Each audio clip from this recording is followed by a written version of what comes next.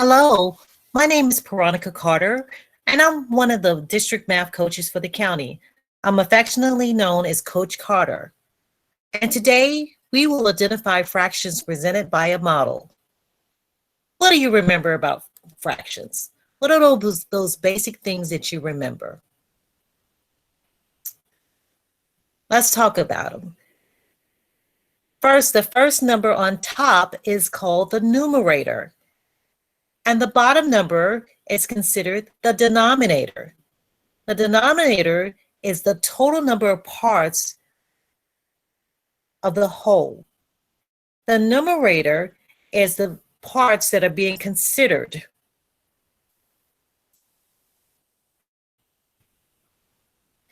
We're going to focus in on three ways of representing the parts of a whole. The area model, which we take a whole piece or a whole pie or cake or brownie tray, and we partition it into parts. Or the set model, where you have a package of Skittles or a set of counters. And then the linear model, which is a measurement model, it looks at the distance of the whole and it partitions the parts into sections. So let's look at the first area model example here. How many do we totally have as our denominator? There are 8 total parts. So our denominator would be 8.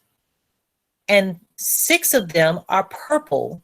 So 6/8 represents this fraction if we're considering the purple. The set model, there are 9 total. So 9 is going to be our denominator. And 6 of those 9 pieces are red. So 6/9 represents the set model. But what if we were talking about white being considered? The white circles would represent 3/9 if we were considering the whites. Let's look at the linear model. On the linear model, we have a total of 4 parts. 1, 2, 3, 4. 4 parts.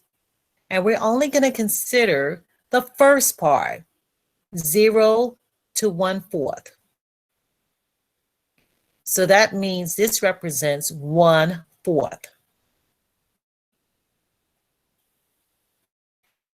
Let's consider the next fraction, 2/3.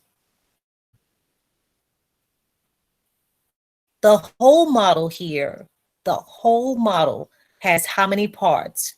3 total parts. The blue, if considered, is 2 of the 3 parts. So it's 2/3. How many pieces do we have in the whole? We have a total of 3 pieces. So 2 of them are being considered the red, 2/3. How many parts do we have on this linear model? You start at 0 and you go across to the first section, and that's 1. Go to the next section, that's 2. You go to the next section, there's 3. There are 3 parts to this. And so the arrow is pointing to the second part, which represents 2/3. Now let's look at the fraction 3/8.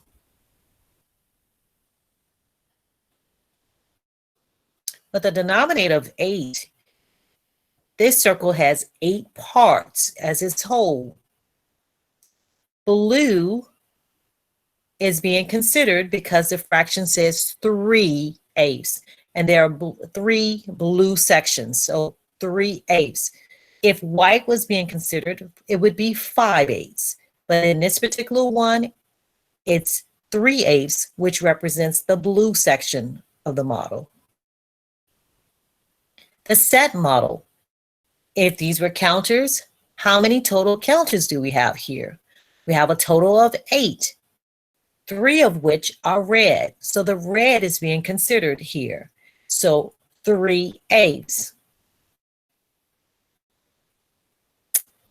A linear model. How many parts do we have here? We start at 0, go from one part to the next, one part to the next. That would be 1, 2, 3, 4, 5, 6, 7, 8. 8 total parts.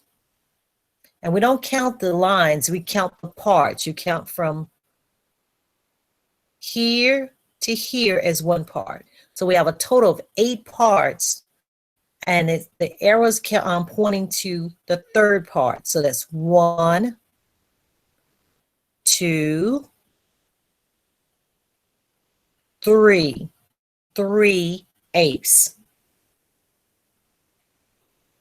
Finally, let's look at some real life examples for 1/2. This pizza represents 1/2 because it's one of the 2 parts being represented here. The apple represents 1/2. The apple was sliced in half, so you have one of the 2 parts represented here. The sandwich, the peanut butter and jelly sandwich, that's half of the whole sandwich. Now, those were area model examples. Let's look at a set model. The eggs represent a set model. 1 dozen eggs are 12 eggs. This dozen is missing half of the eggs. So we only have 6 of the 12 represented. So we have half of a dozen represented here, half of a set. At the bottom, that's a ribbon. The ribbon, the whole long ribbon is the whole. The one that's cut at the bottom is half of that whole. So that represents 1/2 of the ribbon. I hope you've enjoyed reviewing fractions, sets, models, and linear models. And the practice goes right along with this. Have fun